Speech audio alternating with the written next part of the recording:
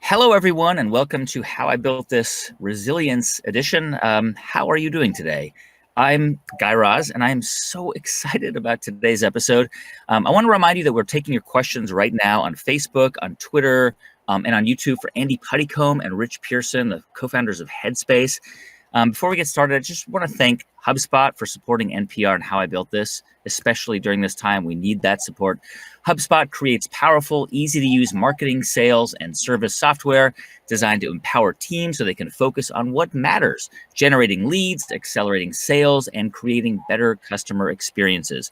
And with access to helpful educational content, support, and hundreds of app integrations, you'll have everything you need to run your business all in one place. So please check out HubSpot.com to learn more. Thank you, HubSpot. We couldn't do this series without your help. Okay, I know a lot of us, maybe I should just say me, but a lot of us are going through freak out periods, right? I know I did recently, just looking at the headlines. You know, there are days where I'm just freaking out just because of the headlines. And a lot of us are rediscovering or maybe discovering for the first time meditation as a way to deal with that stress. Last year on the podcast on How I Built This, we profiled Andy Puddicombe and Rich Pierson, the co-founders of the meditation app Headspace. It's such a cool story. If you have a chance, go back and listen to it. Andy was training as a Buddhist monk. Rich was a burned out advertising executive. The two of them met in London, and eventually in 2010, they came up with what would become Headspace. Today, it's an app with 65 million users in 190 countries. Since the crisis, the app has been available for free for frontline health workers, for people who have lost their jobs. They've created special content for people in New York and in Michigan. Andy, Rich, so great to have you guys here. Welcome to the show. Thanks, God. Great to be back. First of all, to both of you, how are you doing? How are you holding up? Don't That was so British. You go. No, you go. Yeah, I think, we were just talking about it, Guy. I think we're very lucky, right? We've got a job, and we've got thankfully all our friends and family are well, and so I think we feel very, very lucky. But it's still the same, stresses I think that folks are feeling. But on the whole, we're incredibly lucky and feeling very privileged to be in the spots that we're in compared to most people out there. Andy, how are you doing? Yeah, I think much the same. Our biggest challenge at home is just working with two young, very sort of energetic boys who aren't used to being sort of kept in one place. And just all the stuff of online learning and them getting comfortable to that. I was telling telling a friend the other day, in the middle of a class, my 5-year-old he just got bored with the online class, and so he turned around, dropped his shorts, and mooned his entire class and his teachers, much to the shame of his mother, the delight of his father, and that kind of sums up our week at home this week. Oh my God, I love it. It's so funny because my kids are on video calls, right, with their classes all the time, and sometimes I'll I had to walk out of my room because I had to get a towel, and I had my bathrobe on, and you just never know what's going on. And I was like, oh God. But I was saying earlier, Andy, I was just thinking about how often I use sleep casts on Headspace to go to sleep because they're just amazing. They help me go to sleep. And this is a moment of just incredible anxiety. I mean, I think a lot of us go through these waves of what's going on. Some days it's just, I'll look at our little vegetable garden and I'm like, this is great. It's a beautiful day. And some days I'm just freaking out. And so meditation has really helped me a lot. And I was wondering, could you just, I have you here and usually you're in my earbuds. Could you lead us for a short meditation? I'd be happy to. Maybe we just do a couple of minutes. Is that what? Like a minute or so, or 2 minutes? Yeah. Sure. Yeah, sure. We can do we'll do a really, really fast meditation. Okay. Okay. So for anyone tuning in, not familiar with meditation, don't worry if you haven't done this before. I'll lead you through the exercise, and you can do this sitting up or lying down, whichever you prefer. So I always recommend just starting with the eyes open, just a really soft kind of focus, wherever the space in front of you, and just taking a big deep breath, breathing in through the nose And as you breathe out through the mouth, just gently closing the eyes and just allowing the body to sink down into the seat or the floor beneath you. And just taking a moment just to enjoy not doing anything, not having anywhere to go. And as you sit there, just becoming a little more aware of the body. So use this as an opportunity just to check in with the body. So notice if the body's feeling restless or still this morning. Whether it feels heavy or light. And as you become more aware of those physical sensations, just starting to notice the breath. So we're just going to stay with the breath, just for a few seconds. Sometimes you might feel it in your chest, sometimes in the stomach. If you can't feel anything, just gently placing your hand on the stomach. You can feel that rising and falling sensation.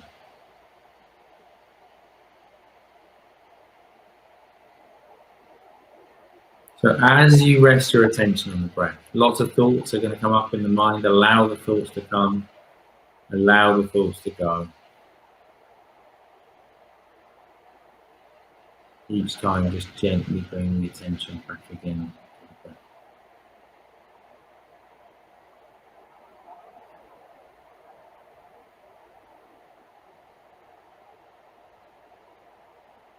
And just knowing this is a place you can come back to at any time during the day today. For now though, just gently bring the attention back to that contact between the seat and the floor, or the floor beneath you. And whenever you're ready, just gently open Whew. I kind of actually want that to keep going. Yeah. You can do that for half an hour, it's fine. It's so great. Even that just 2 minutes is so great. What is it about meditation? Like, what is it about that practice? Which just right? So a lot of people think it's weird, right, to sit down and to close your eyes and to focus on your breath. But like, can you explain what it is that it actually does for you and how it reduces anxiety? It's only weird compared to the rest of our life, which is a life of distraction and overstimulation. So it's natural, I think, when we first sit down and try meditation, it feels weird. It feels strange not to be doing something and simply to just be being, you know. But once we kind of get past that, then for most people, we tend to feel a great sense of calm in the mind, great sense of clarity, so a little less confusion, maybe a little less reactivity as well. So you were talking about the news headlines. Like, the temptation is to see those and kind of go, you know, and I think if we can create a bit more space where we're seeing things either internally in our mind or externally in the news, and rather than reacting straight away, that we have that space where we're able to kind of go, do we want to engage with that, or do we want to let it go? And I feel like actually having that extra sense of space in our mind, in our life, is a really fundamental skill. Has it helped you, Rich? I mean, because obviously Andy trained as a monk, and you met him when you were going through kind of a crisis in your life more than about a decade ago, and you are obviously a practitioner as well. How has it helped you just get through this moment now? I mean, has it kind of prepared you and allowed you to kind of cope with it in a way that you might not have 10 years ago? For me personally, I think without a doubt. And I think when I see other folks going through the same experience, I see that they're really struggling with the resting in uncertainty and not kind of knowing. And I struggle with that myself. It's not like I'm I've definitely got a lot of work to go there, but I think it's really helped me not try and plan too much for the future and not worry about what I think might happen. And I think that's where, for me personally, that's my own personal struggle that I'm always trying, over the last 10 years to be trying to work through. And I feel that if I can just bring it back to what I'm doing right now, then the future is going to kind of take care of itself in a way. But it's a very easy, glib way of saying it. But when I do remember to bring it back, I feel that the anxiety levels go down and the worry levels go down, and I think I'm nicer to be around when I'm like that. The physical feeling I get when I'm not like that is just one of and I feel it in my chest. I feel it in my physical body when I get like that, and there's very little room to actually interact with anyone. And I've got a 6-month-old baby and a wife here. I'm in my bedroom. Like everyone's kind of work experience if they're working from home, and so I think, I don't know how I would have got through this. I don't think how I would have got through the last 10 years, to be honest, but I think particularly in this moment, I've found it incredibly useful. I mean, both of you obviously practitioners of meditation, but you're also running a business, which is a lot of work and a lot of stress. And, it's a technology company, so there are lots of things that can go wrong. But I imagine that this has been a particularly unusual time. I mean, have you, Andy, first to you, have you been seeing a spike in people signing up for Headspace?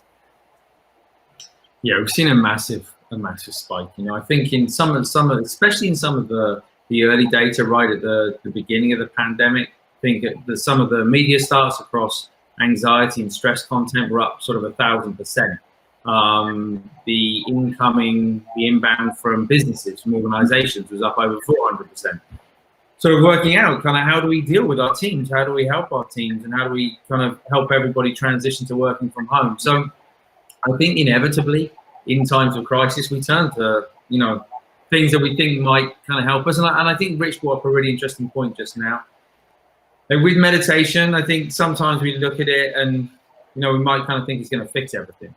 It's not going to fix anything. It's not going to change everything around us, but it will change our relationship with those things. So whether we're in work or whether we've recently kind of lost our job, whether we are in good health, whether we kind of experiencing poor health, it doesn't change those things, but it does change our relationship with them, and it does allow us to kind of live peacefully through the ups and downs of this kind of crisis. Yeah.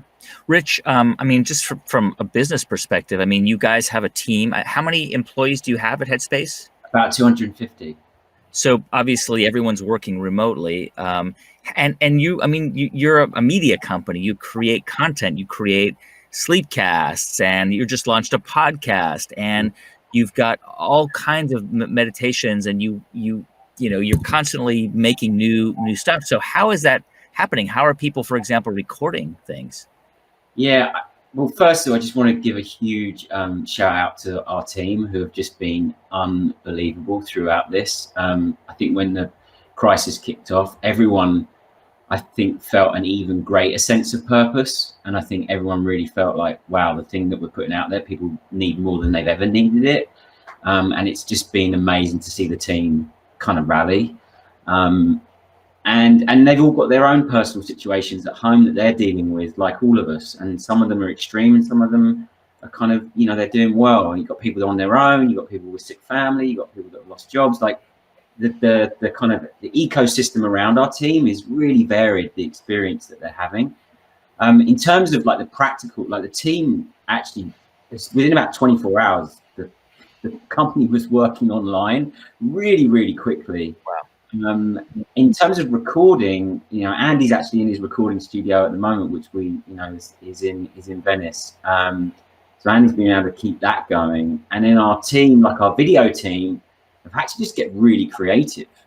And they've been like, we put out a daily video product every single day. And so they had to completely restructure the way that they produce that content, and they've done it, and they've kept up with it.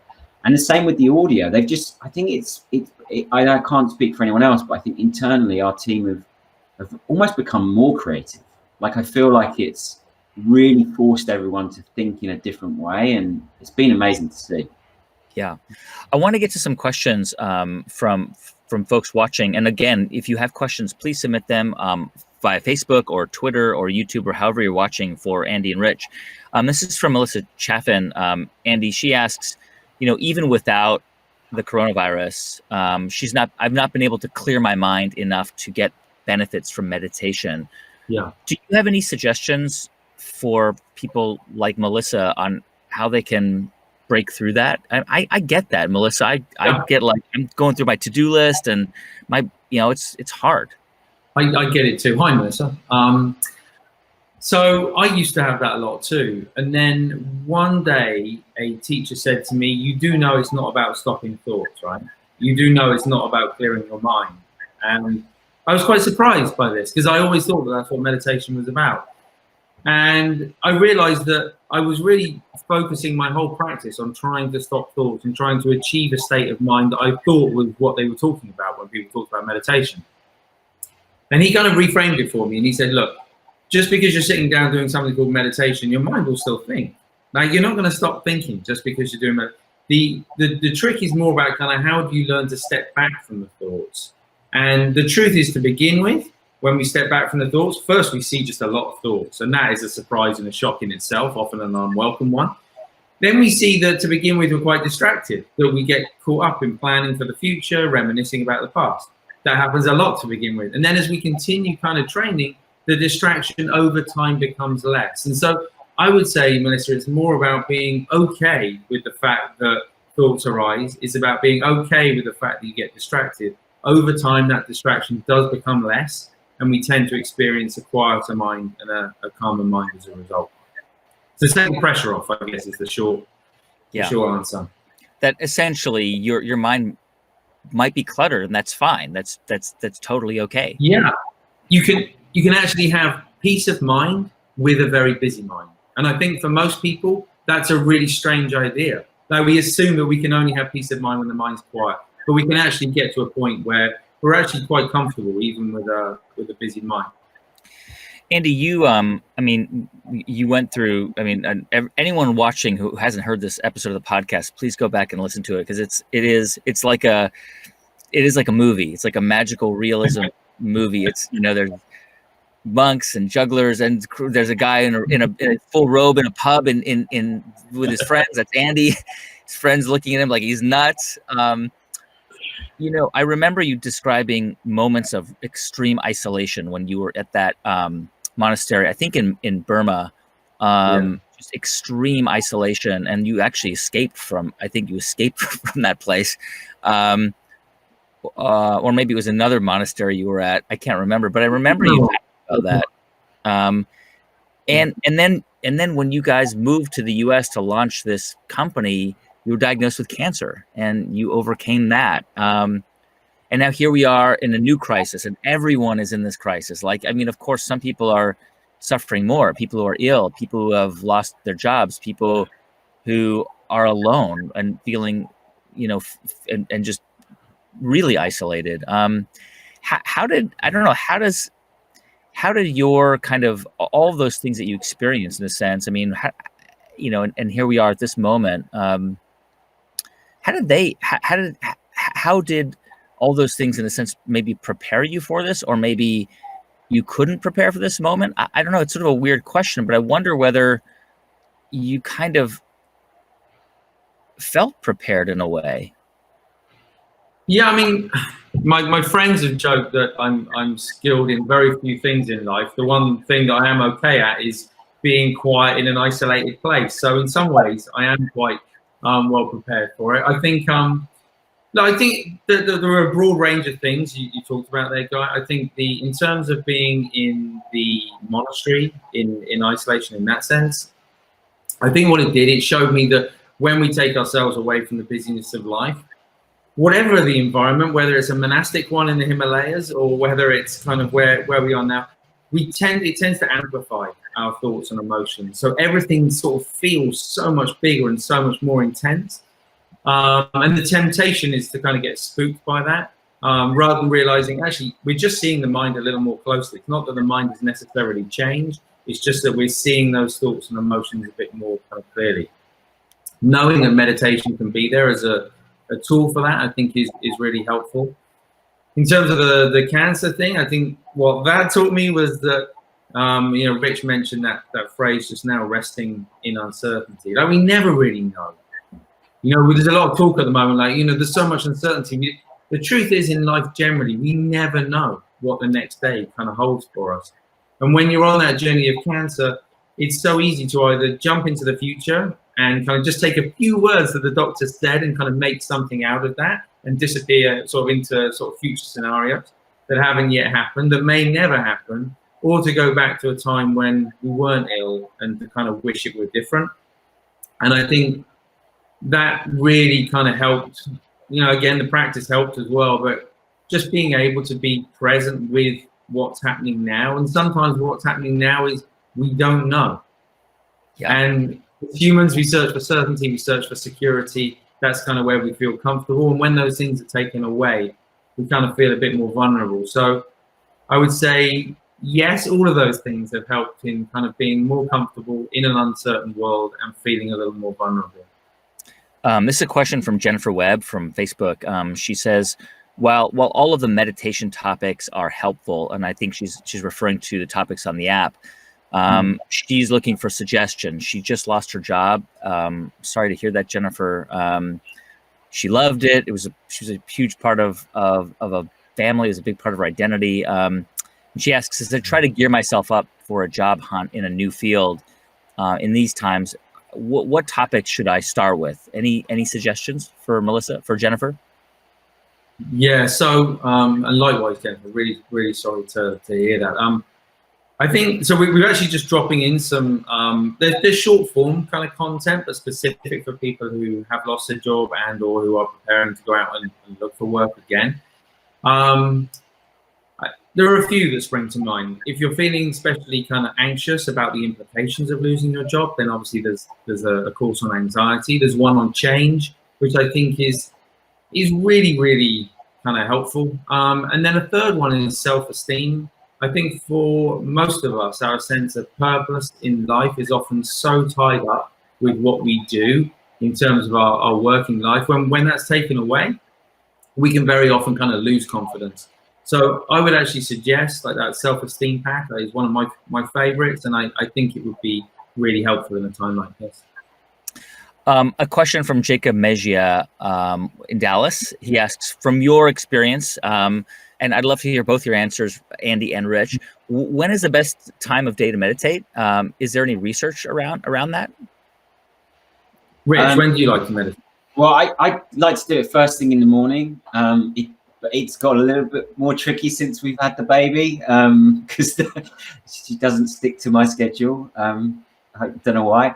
But in the morning, I find like if I get it out the way as the first thing to do, it's not another thing that kind of keeps on my to-do list. And I get to the end of the day and I'm like, oh, I haven't done it.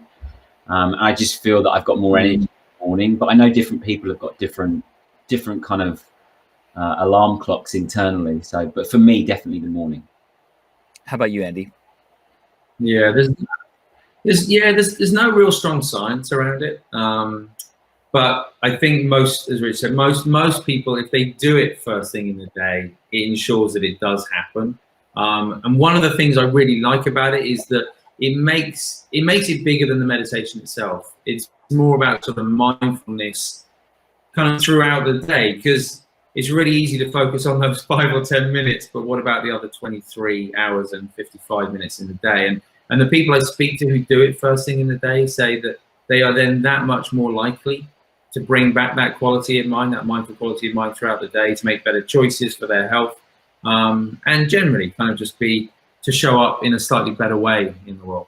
And I guess, I mean, it's important to point out too, that, I mean, meditation is not going to cure, it's not going to solve your problem. It's not going to get you a job. It's not going to cure coronavirus. It's not going to get us out of this pandemic, but it is something that I guess in a sense gives us a bit of sort of a sense of autonomy maybe, or maybe of agency in our kind of our own, just the way we feel about what's happening. Is that sort of a way to describe it? I think that's a great way to describe it. Typically, we're involved in one of 3 different actions in the mind. Either we are ignoring what's going on, so we don't even know what's happening in the mind, or we're involved in getting very actively involved in the thoughts and the feelings in our mind, or we're resisting them. And mindfulness offers a sort of a 4th solution, if you like, where all of a sudden we don't have to go to one of those default behaviors. We actually kind of can see thoughts when they arise, choose whether we want to get engaged with them, and can actually have the ability to sort of let them go. And yeah, it gives us some freedom, and I think it allows us to relate to what's going on in life in a different way rather than trying to control it. This is a question from Paula Palmer Raymond, and I totally identify with this question, Paula, because I can sometimes be a control freak. She asks, does meditation help with frustration and feelings of, whatever's going on is out of my control? I mean, I guess in a sense, the answer would be yes, right? Because we can't really control. There's so much we can't control. Yeah, we deceive ourselves thinking that we control a lot of life. We control very little of life. I would say that actually you could arguably sort of define the journey of meditation as just that, letting go of control. It's letting go of everything again and again and again. There is a kind of an act of surrender in it. And a lot of people, you could look at that in a negative kind of way. So I don't want to surrender, I want to fight. Well, that's fine, but fighting doesn't get us anywhere. It's not there is a way of moving through life where we are both choosing the direction and moving intentionally in that direction, whilst at the same time being open to what is unfolding around us in life. And when we find that balance, then I think we find a kind of a flow in life where we feel like we're moving in the right direction. We're not sort of fighting against ourselves or those around us. I remember in the podcast episode, Rich, you particularly talked about like your complementary skills, right? Like they're very different. You're obviously very different people. You become super close friends over the past decade. Now that, you're not going into an office and seeing each other every day and going to meetings, because that's part of what you do. I mean, you're running a business. How have your sort of different skill sets actually allowed you to leverage this moment now? Well, we literally live one street away from each other. So, Sure. We social distancing.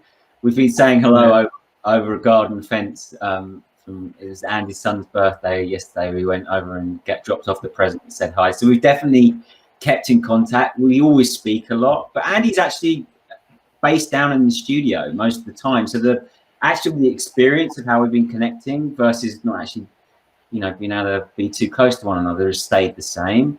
And I think, we work as a kind of creative team as much as possible. And so I think as this is unfolded, especially with the latest campaign that we just released, we're just always throwing our ideas around. And I think that is the best way that we work together is a kind of back and forth.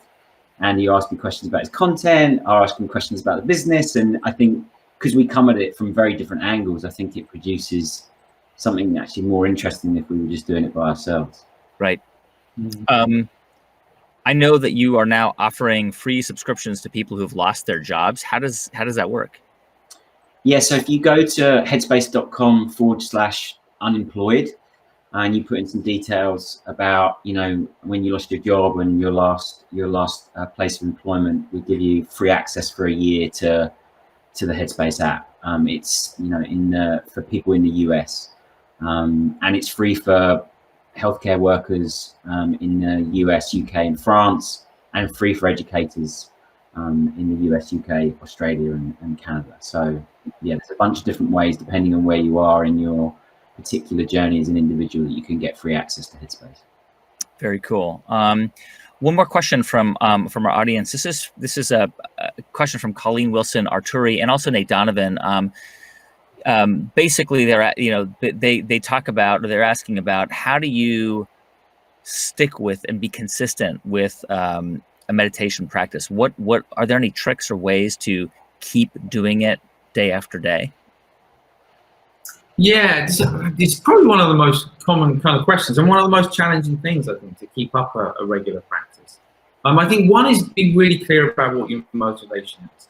If your motivation is to quickly solve a problem in your life, then once that problem is solved or sort of resolves itself in some way, you're unlikely to continue. So kind of set up more of a kind of okay, I'm gonna do this for a long period of time because it's gonna help me. So clearing your intention. Second one is tied to something that you already do. So most people just either forget about it or something else takes priority. So tie it to something like if you have a shower every morning, I'm assuming you have a shower every morning, tie it to that. So it's shower and meditation, or it's coffee and meditation. Or like, what's that one thing that you do every single day, even at a weekend, even when you're on holiday? Once that's kind of there, then you're more likely to sort of remember doing it. And then the other one, which is a really interesting one, we live in like an all or nothing kind of world, I feel. And I say that as an all or nothing kind of person. I think very often we kind of think, unless we're doing it every day, then we're not doing it right. And if we miss one day, well, then what's the point? We might as well just give up altogether. That's not how it is, you know. I would say that think about this as, you know, in the same way as we maybe kind of exercise, you know. If we hit 3-4 times a week, that's a really good thing. That doesn't mean you've done anything wrong. If you go a few weeks and you realize, oh, I haven't been meditating, great. You just realized you haven't been meditating. Start meditating again. Like, jump back on the horse. So I think it's really important kind of not to give ourselves too hard a time, not to be too judgmental, and realize that to establish a regular routine takes a little bit of time to practice. Yeah, I mean, it sounds a little like a cliche, but it really does. I mean, the idea of being kind to yourself and forgiving yourself now more than ever, it matters a lot. Yeah. Before I let you guys go, in 5 years' time, when we look back, if hopefully this has been cured and there's a vaccine and we're back to living a version of normalcy, what do you want to learn from this moment? I mean, that applies to you personally and professionally, and the two of you as leaders and your company. What do you want to take away from this to say, that's what I learned during this time? First to you, Rich. I think maybe it's not different to what, for me personally, from even before this time, but I think it's really, I hope that we can look back at this situation as a kind of start point for looking at mental health as important as physical health. And I think that we've always thought that mental health they're inextricably linked, but I think the situation has accelerated that conversation way quicker than it would have otherwise. And so I think the thing that I would hope is that this is in schools, this is in businesses, this is, you know, we are taking the conversation of mental health as one of the most important conversations that we can be having as a global society. And I think that would be an incredible thing if that could come out of this. Andy? Yeah, I mean, obviously it's sharing that, but also kind of how we prioritize what's important to us in life. I've heard so many friends and people around me kind of saying, this has really made me, you know, it's an enforced stepping back, but in stepping back, it's really made me think about what's important to me in my life. As I go back into a more kind of, you know, normal life, like, what are those behaviors am I going to take with me, those new behaviors that I found to be helpful? What are the old ones I'm going to leave behind? How am I going to simplify my life so that I'm able to do those things that are important to me, and I can spend more time with the people who are more important to me? So my hope is just generally we will come out of this with a greater sense of clarity personally, and as Rich said, also kind of as communities as well, as to what is most important in our lives, our health and our happiness. Lots more questions from Facebook, and we can't get to all of them. So you guys should maybe check out the comments on Facebook to see if there are any questions you have a moment to answer, or someone from your team. I just want to shout out to a couple of people watching: Margie Keith in Mason, Texas; Damaris Aragon in Spokane, Washington; Maria Matzas in LA; Michael Pinheiro in Tampa, Florida; Kim Smith in Richmond, Virginia. We've got Betty Suda in Gainesville, Florida; Maria Kotulakova in Slovakia; Mary Eileen is feeling relaxed in New Hampshire; Nikki Elliott in Belfast; Marie Duquette in Ann Arbor; Pamela Souza in Boulder; Paul Romeko in Chicago; many others. Thank you all for listening. Next week, it is a big week for us. Every single day at noon Eastern time, at 9 a.m. Pacific, noon Eastern time, we will be right here. It is Fashion and Beauty Week, where I'm going to be speaking to some of the biggest leaders from the fashion and beauty world, including Marcia Kilgore of Beauty Pie and FitFlop. She's founded Bliss; Jen Hyman of Rent the Runway; Sarah LaFleur of LaFleur; Ali Webb of Drybar; and James Reinhart of ThreadUp, talking about how that industry is dealing with the economic crisis. If you know anyone who might be interested in these conversations, please tell them about them. If you've missed any of these conversations, all of our video conversations are available on our Facebook channel. That's facebook.com/howibuiltthis, or on the NPR YouTube channel. We also post excerpts from these conversations on our podcast. So if you subscribe to the podcast, you will be able to hear them then. Every Monday, we have a brand new episode of How I Built This. This Monday, we've got Jo Malone, the founder of the Jo Malone perfume and lotion company.